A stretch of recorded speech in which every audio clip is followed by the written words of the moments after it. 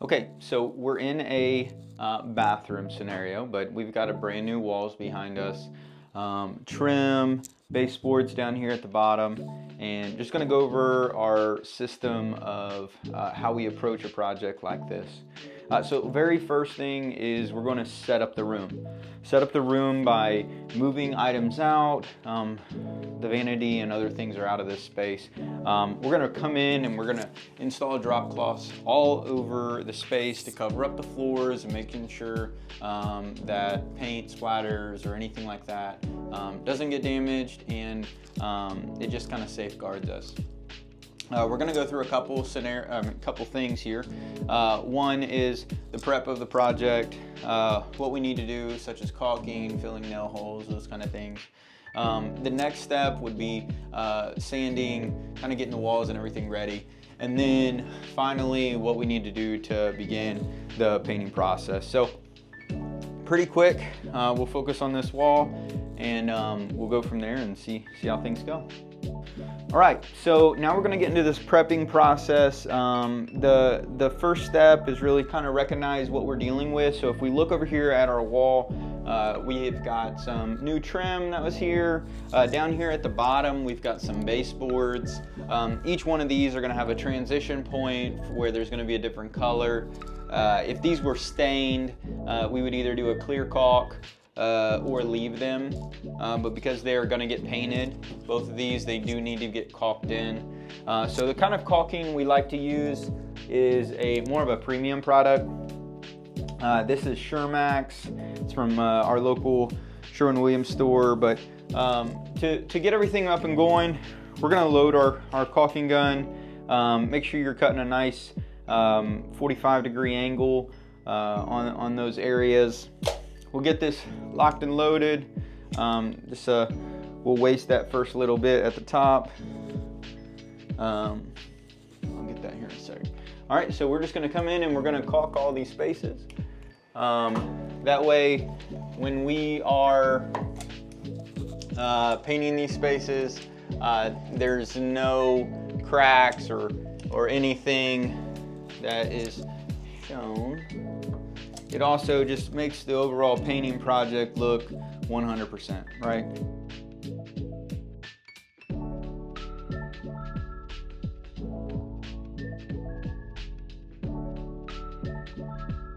All right, and then you've got your outsides. Want to make sure that transition between our trim and our wall looks really, really nice. We'll be doing that on both sides. And so each time we do this, just going to create a nice transition with our trim.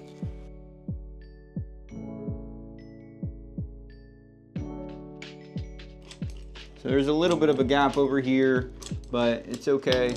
That caulk will clean that up, make that look really nice. Last but not least, we're going to work on these baseboards, getting those caulked in and making sure everything looks great. Oh, I did sand a little bit, so we just need to clean off that bottom.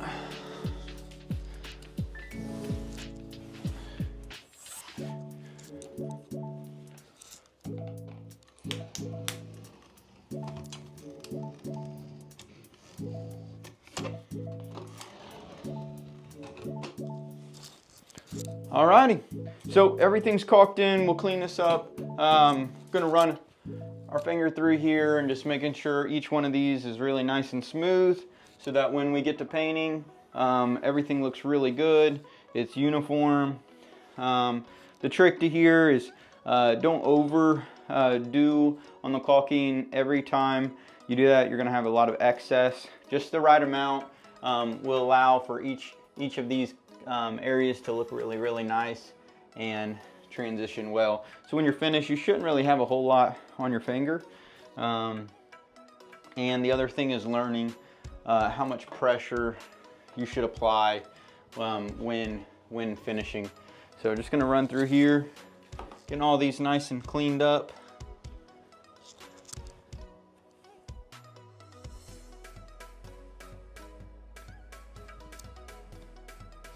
All right, and just like that, I'll get the rest of it finished up, and then we'll move into our next process, which is prepping of the walls and then moving forward with our painting.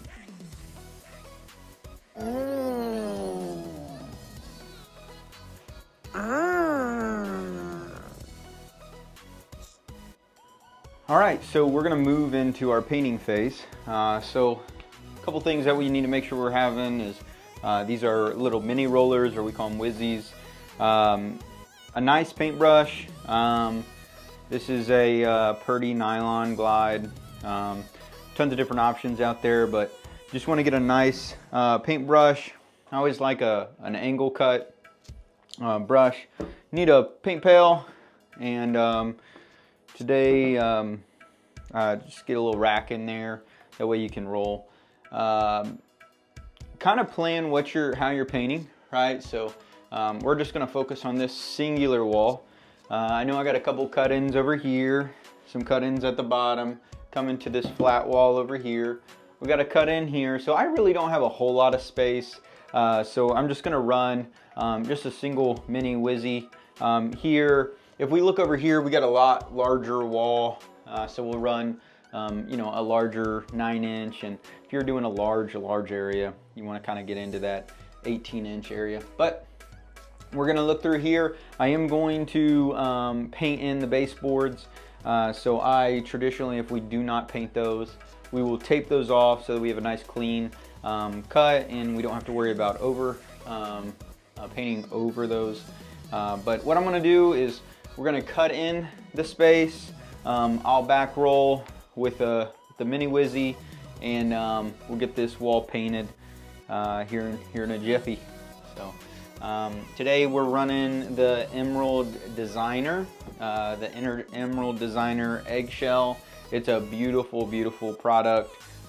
It's become one of my favorite products in the Sherwin-Williams line, but has a beautiful, beautiful sheen. And as you will tell, I'm going on a blank canvas here, and we'll see how well this covers. And we're going to use this light color. It is oh man, sage. It's a sage color. So I'll say more in the comments once we get in there. So I'm going to get up here to the top. We're just going to cut in. Again, just quick little note. Traditional paint that's not a good quality paint, it's just not going to cover the way that this covers. And actually, yeah, I think you can kind of see that. Let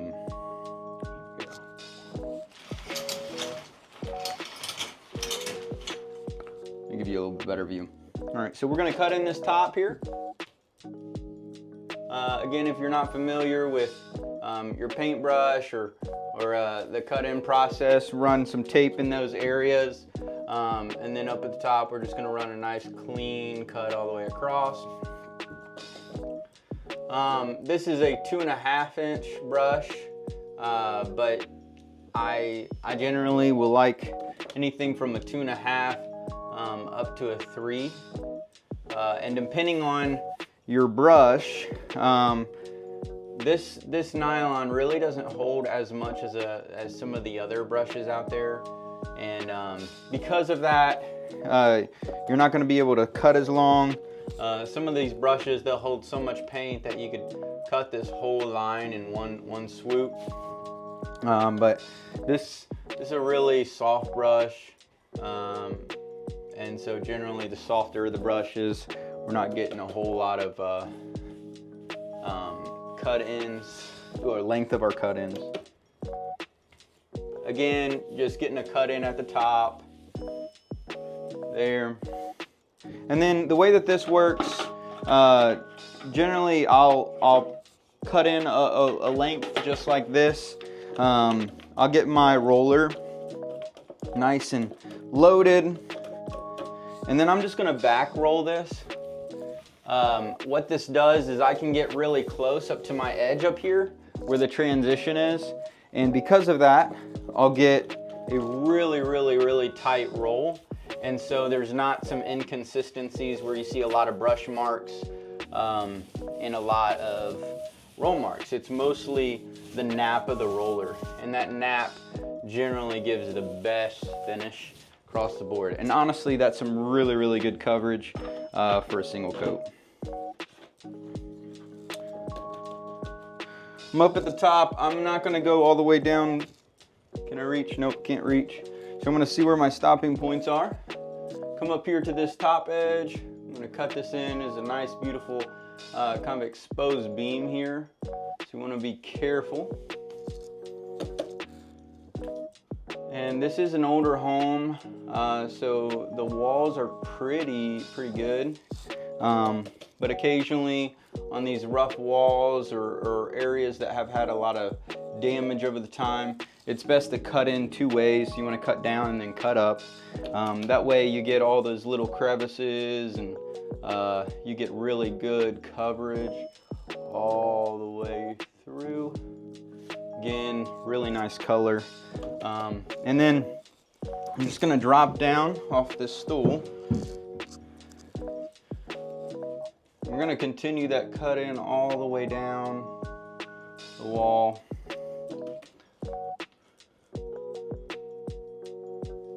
You'll notice I'll slightly brush off to the edge a little bit, just trying to offload some of that product before I get into my cut. I generally find that you get a lot better cut in. And then the other little trick is if you ever get in a problem where you're not able to get into those crevices, you just give that brush a little bit of a shake, and it tends to kind of fill in those little holes and stuff along the side. Again, nice little back roll, just kind of evening out. Now we're gonna come into this other side. We're gonna cut down on this window frame.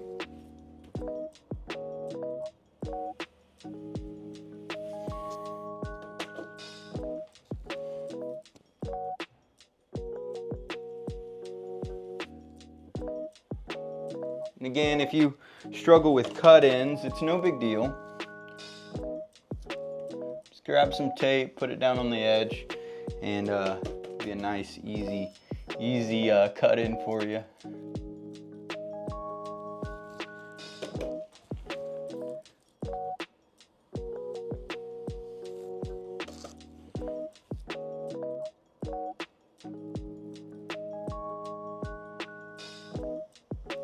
Yep.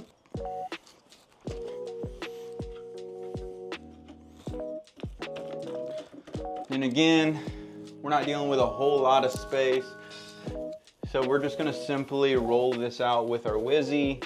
Always remember that any nap that you're using for your roller, it's consistent with your 9-inch if you are gonna do a little bit larger space.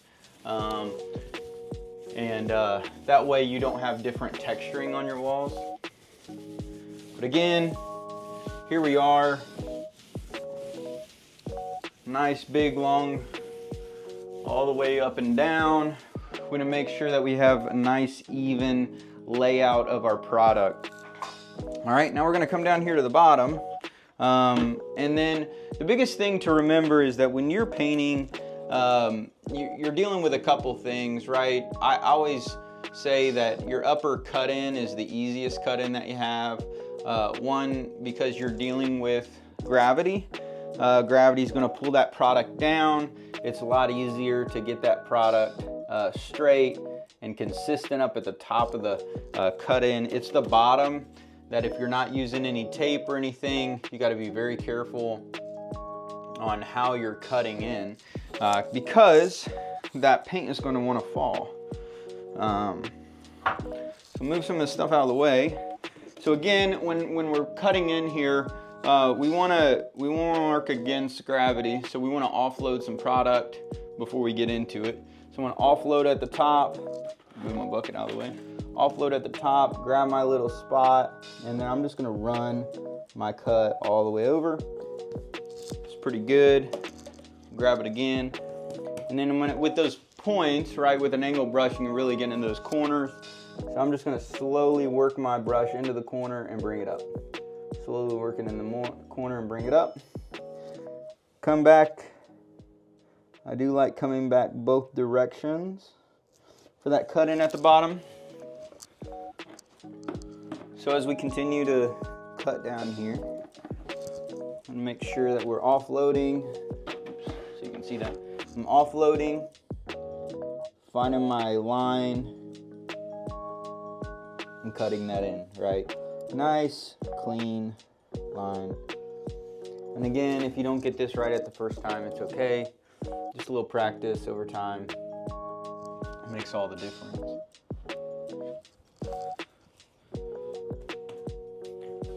Again, working that angle brush into that corner,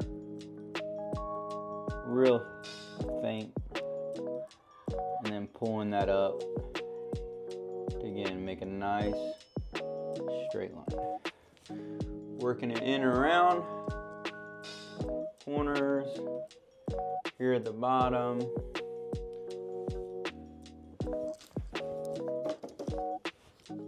And coming across the bottom. Again, I'm going to come back and I'm going to paint all of this trim white. So if there's any light bleed overs, it's fine. We always want to make sure that we're still thinking of just doing our very best in every cut in, just practicing as if you're not going to come back and clean that up. That way you've got a lot of practice and things get just more natural. Again, when we're finished with this, just coming back with the Wizzy, we're gonna try to Wizzy that up as tight as we can to that cut in. Again, we said the reason why we do this is to reduce the texturing between the brush and the roller. So you can get really within about a 1/4 inch of each one of those. We're gonna come back through here.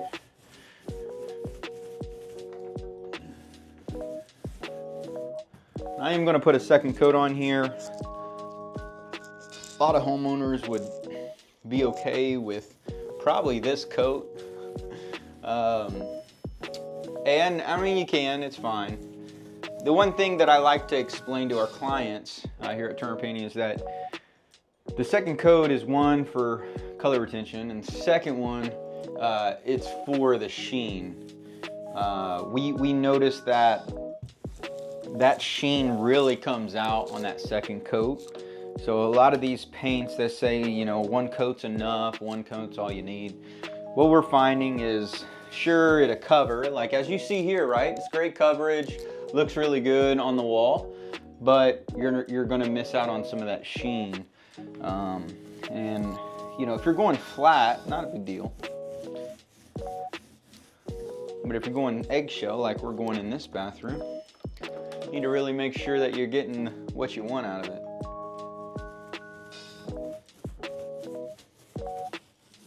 Now if I'm going with a large space, again, I'm not gonna use this little mini Wizzy, but because I'm just kind of showing you how to do this wall, that's what we're using, a smaller net. So we're gonna get up here and knock out this last little bit on the corner, and then wait for this to cure up, and we'll get on to the second coat.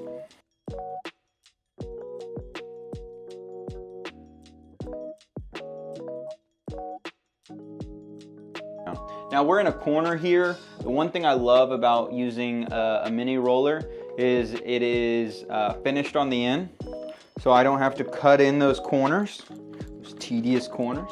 So I'm gonna simply take that roller, put it right in that corner, and bring it up and down. And just like that, if you can see over here, the corner is hit, right? I'm gonna come back through, feather out this wall where I had painted before, up here at the top, boom, coming back and forth, making sure that this cut in at the bottom looks great. Everything is consistent throughout this wall. Coming in here on this cut in, coming all the way down to where I stopped. And again, we're looking at just a consistency in our nap from top to bottom, making sure that everything looks really, really good. It's good on, you can kind of finish up and down on this first coat, but always remember on that second coat, we want to travel at the same direction on all of these. So if you're coming down, you want to finish at the down mark always. You notice, especially with the darker colors, that you'll see an indifference in that paint depending on how you finish it out. All right, so we're gonna come down to the bottom. I'm gonna first get this roller filled up. Putting that on the side, get my brush going. And we're just following that side all the way down. All right, getting in that corner. Again, if you are not painting your trim, sometimes using some tape in these spaces will help. And we're going to be finishing it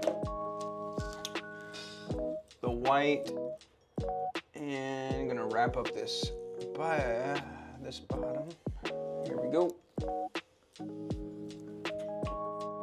All right, so we're about wrapped up with this first coat on this wall. I'm gonna finish with this last little bit here, using that Wizzy, that mini roller, come all the way down, hitting our corners so we don't have to hit them with the brush.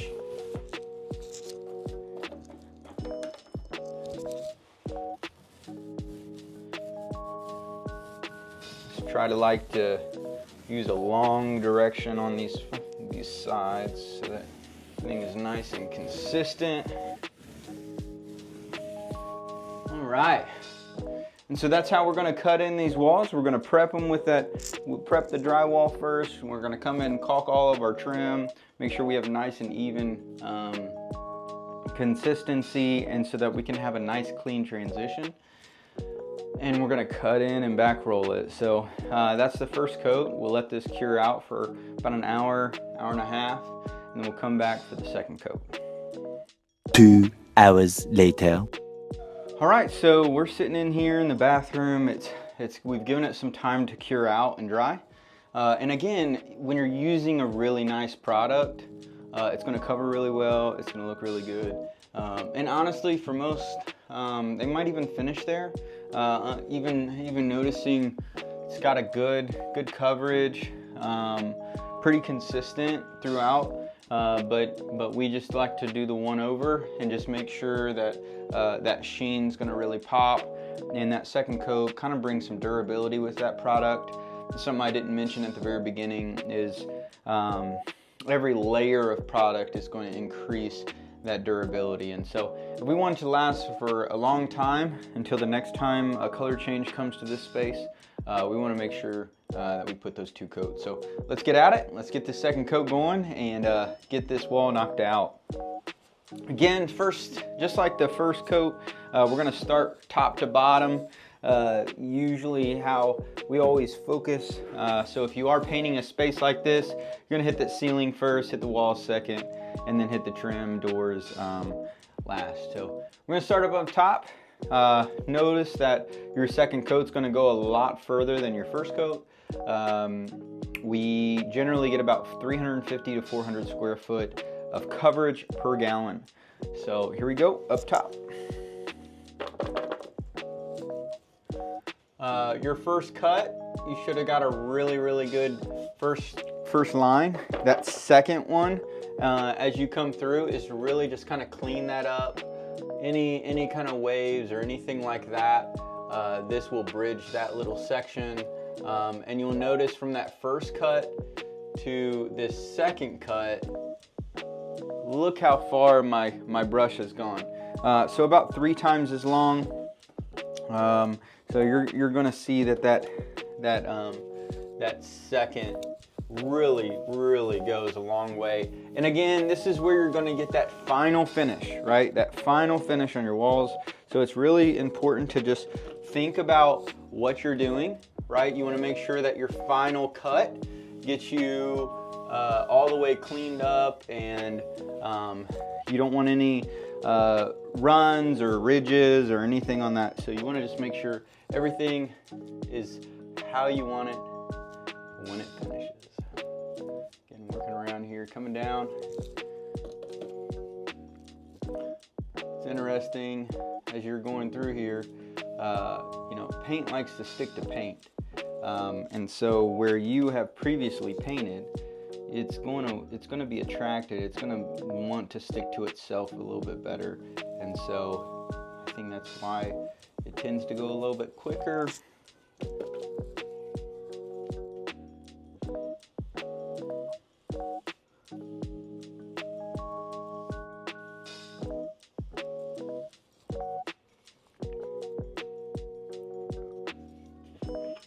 It's not my normal bucket, so kind of working around this one. Man, this is going to look awesome when it's all said and done. Such a beautiful color. This is the Emerald Designer product. It is a fantastic product, but they have some really unique colors this year out for this product. So this one is such a special sage green color. Again, working our way down the side here, coming up. Remember that gravity is wanting to pull that product down. So learn how your brush works. Learn where it cuts in at.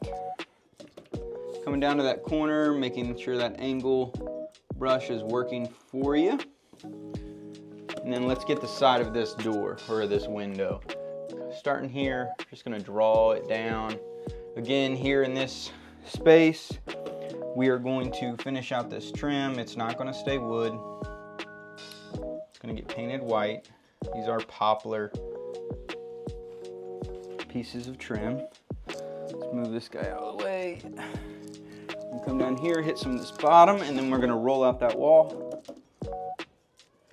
It's always important that that second coat, when you are finishing,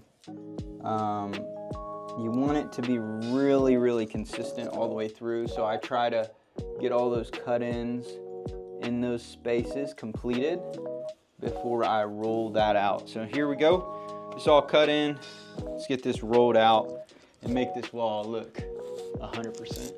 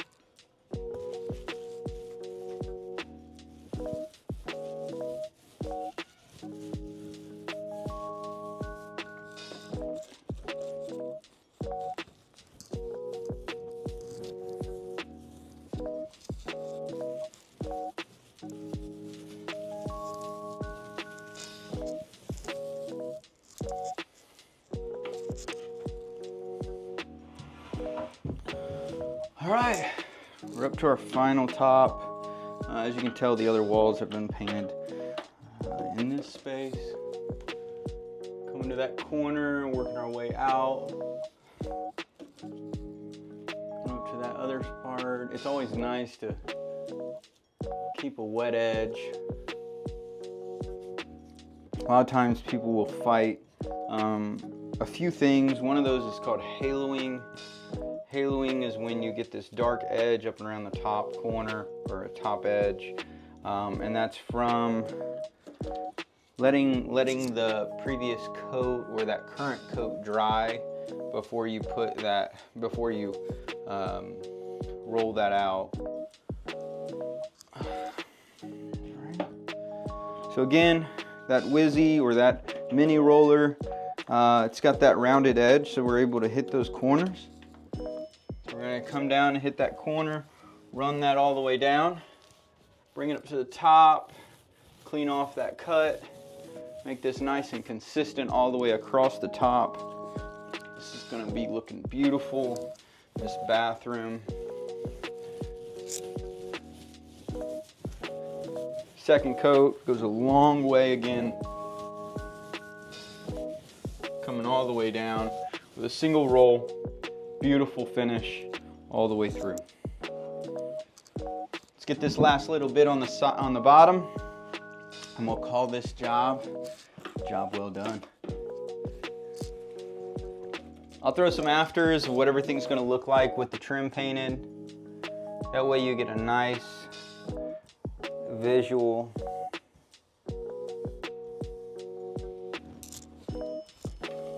of a job complete. Last little bit in there.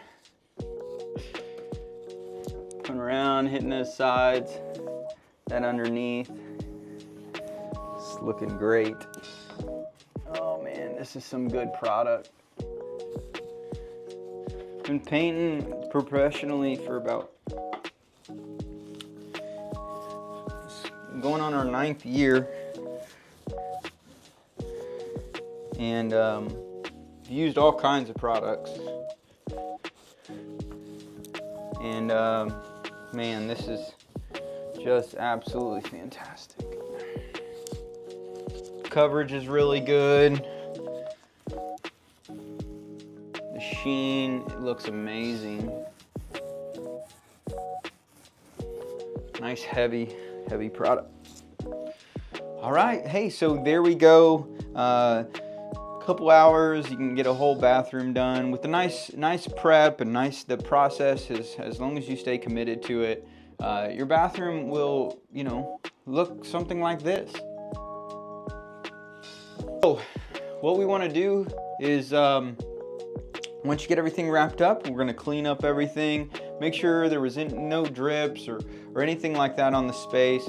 There's a couple really solid wipes out there that, in case there are mistakes, and that stuff does happen, it can easily be cleaned up. You never want to leave a drip there. Sometimes you want to wait for that to cure up before you wipe it up, but generally you want to wipe those up. But yeah, that's the process on how we're going to paint an interior wall. So we prep the space. We need to prep the walls, so any areas that need some putty and patching, we'll patch those. We'll caulk in any spaces to make sure that it's nice and consistent. And then we're gonna put 2 coats of product. That first coat, and then let that cure out for about an hour. And then put that second coat on, which is your finish, which is going to increase durability. It's going to increase your consistency and the color throughout your space. And then ultimately that sheen's going to really pop out come that second coat. So hey, if you're like, hey, this is way too much for me, and I just don't have the time and the energy, call a pro. And here at Turner Painting, we would love to service you and make your dreams and your hopes and your desires come to a reality.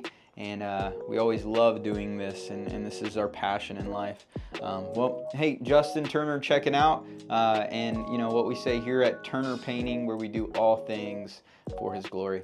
We'll see you guys. Have a great day.